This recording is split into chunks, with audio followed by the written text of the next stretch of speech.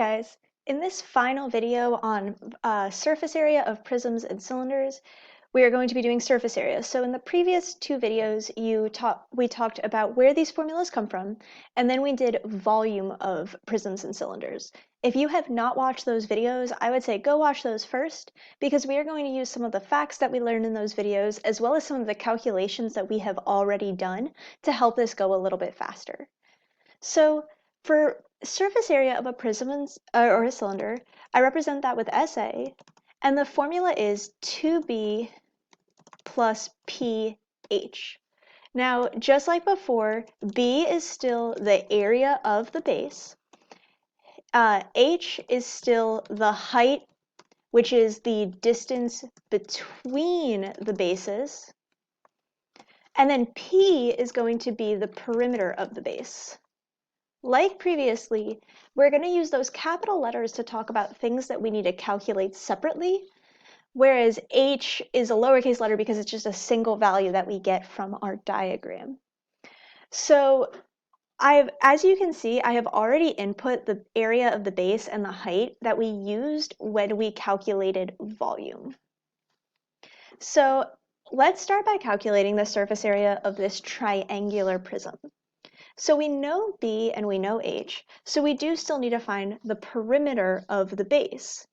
This is where drawing that base separately can be super helpful in being able to calculate that perimeter, because you're going to need all of the values, and you might need values that you didn't need for the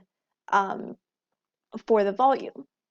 So in this case, I'm going to do 12 plus 6 plus 6 root 3, so that's going to give me 18 plus 6 root 3, which I can approximate as 18 plus, that's times, plus 6 square root of 3. That's going to give me 28.392. Now that we have all of our values listed out, we can just use our formula. Surface area is 2b plus pH, which will give me 2 times 31.177 plus 28.392 times 15. So 2 times 31.177 plus 28.392 times 15, and it gives us 488.23 square feet. Once again, we have units in our answers. I am leaving 2 decimal places, and we did our whole calculation in one step on our calculator. You notice how this problem went very quickly when we used the values we had already used for volume. So you don't always have to go recalculate the area of the base. If it's the same diagram, the area of the base is going to be the same. In our second example, they're asking us to find the surface area of the cylinder, and we have to leave our answer in terms of pi. So if I use my 2b plus pH formula, we know the area of the base. The perimeter of the base is actually going to be the circumference of our circle. And we know that circumference is pi times diameter. So I can calculate our circumference as 12 pi.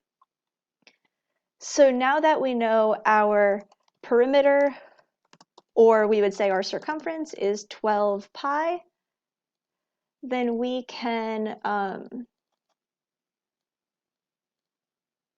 it's 12 pi symbols over here, it's 12 pi.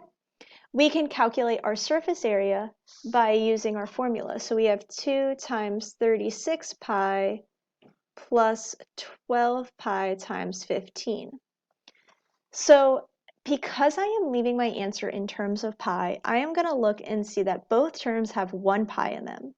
So what I can do is just do 2 times 36 plus 12 times 15, right? I'm adding up the coefficients of both pi's, and we're going to get 252 pi square inches.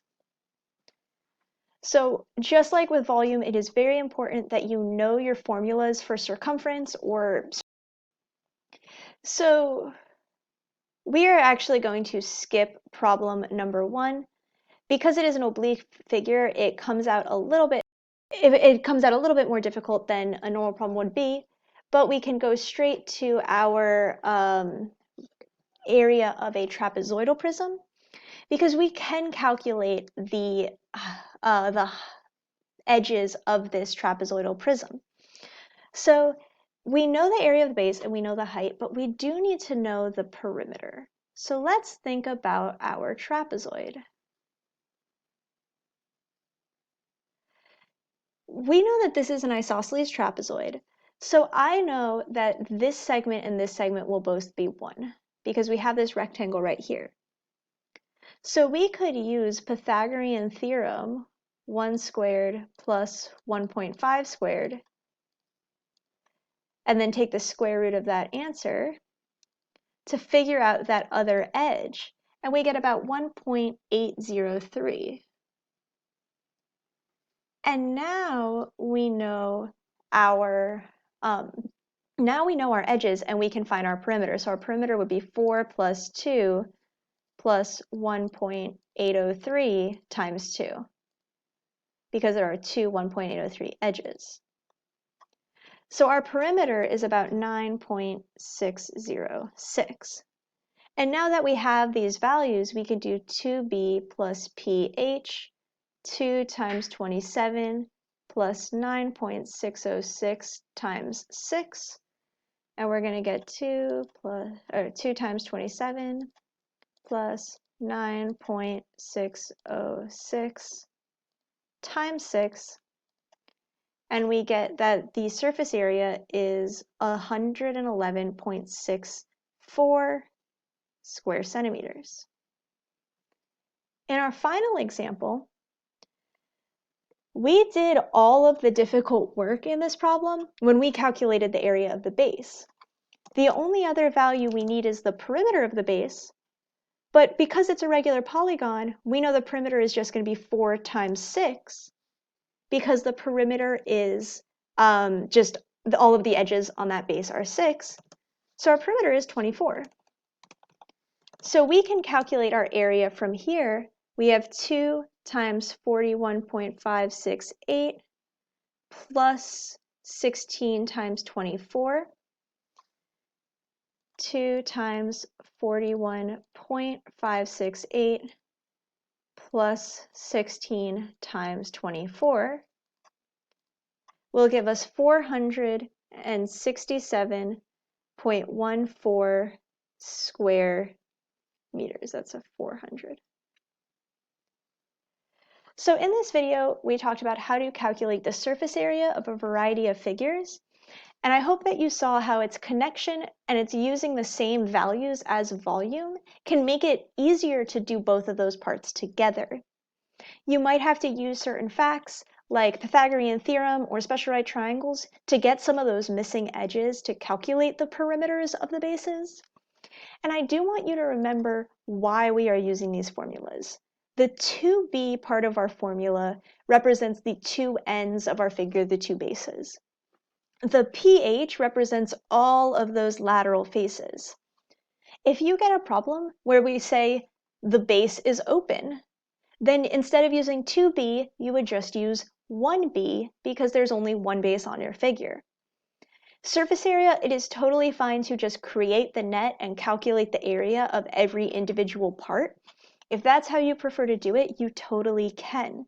And then you might just be left with problems with something like triangles and rectangles. Thank you guys for watching, and good luck.